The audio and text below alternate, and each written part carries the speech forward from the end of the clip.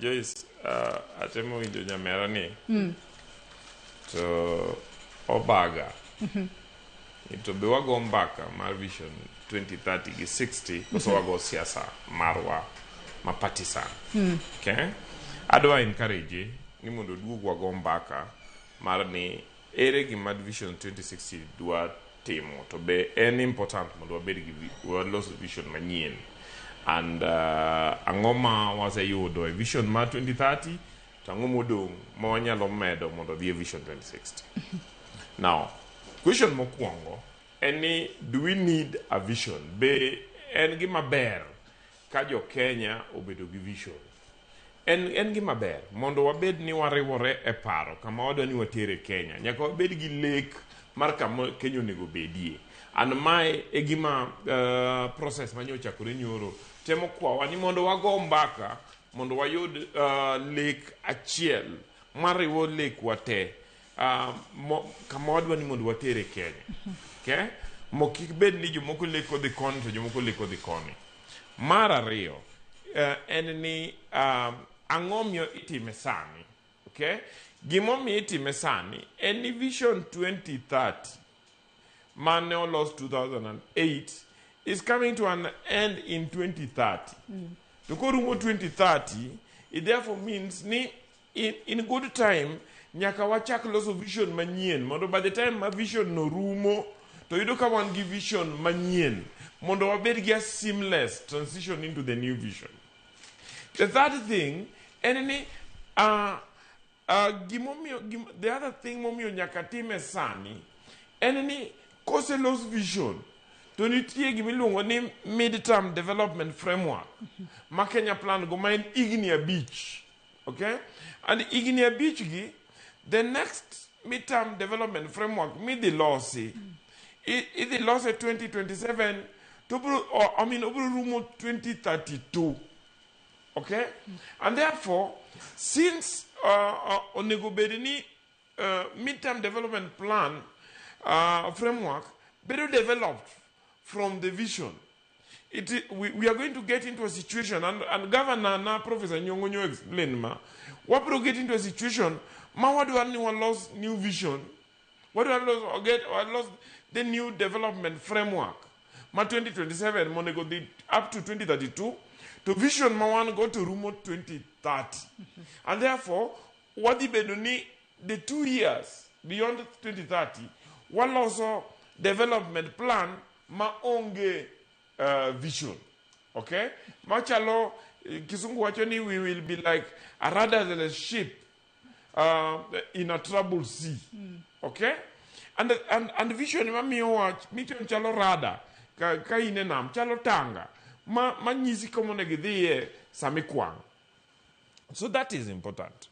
Mondo nyamera ni mondo ngi. Secondly, eneni gik mowacho go. President William Ruto osebede telo for only 4 years. Okay? Jot kweth ma entie, ma en Jubilee, to go PNU.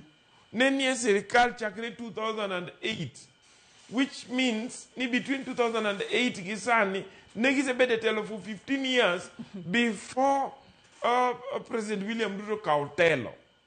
The question is negitimango dalo magine telo. Gima wangeni negitimo, nene giloso thikas highway, mandi dala gi Kibaki.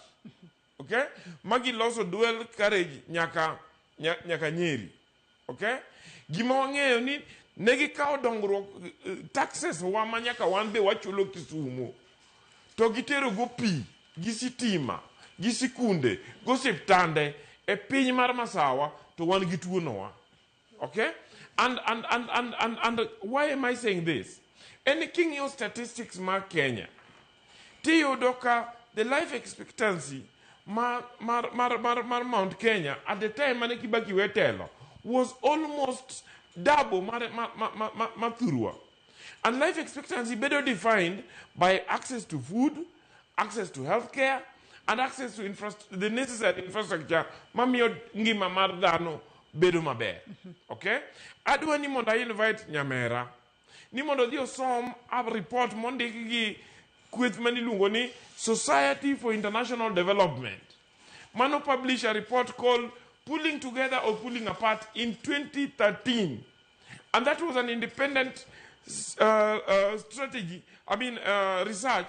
Mano yudo ni development mar Kenya no the mana masawa to tune the rest of the country. Emomiyo iyudo ni, for instance, kanidi at that time report no wacho ni kanidi Kiambu, tiyudo ni minima Kiambu 96% ochopo form 4. To kidhi Garissa kata Turkana, tiyudo ni less than 20% emo chako kata sikul. Okay? Iyudo ni kipande king'iyo Nyeri ting'iyo Kisumu, tiyudo ni Kisumu Nyeri nigi 58% of jogi nose yudo kipande. Manyiso ni ne gibedo registered at birth, to ka gichopo sa kipande to gibedo registered. Okay? To Kisumu tiyudo ni only 49% had been registered. To Nyeri mane 58% obedo registered ni gin only 480,000 voters.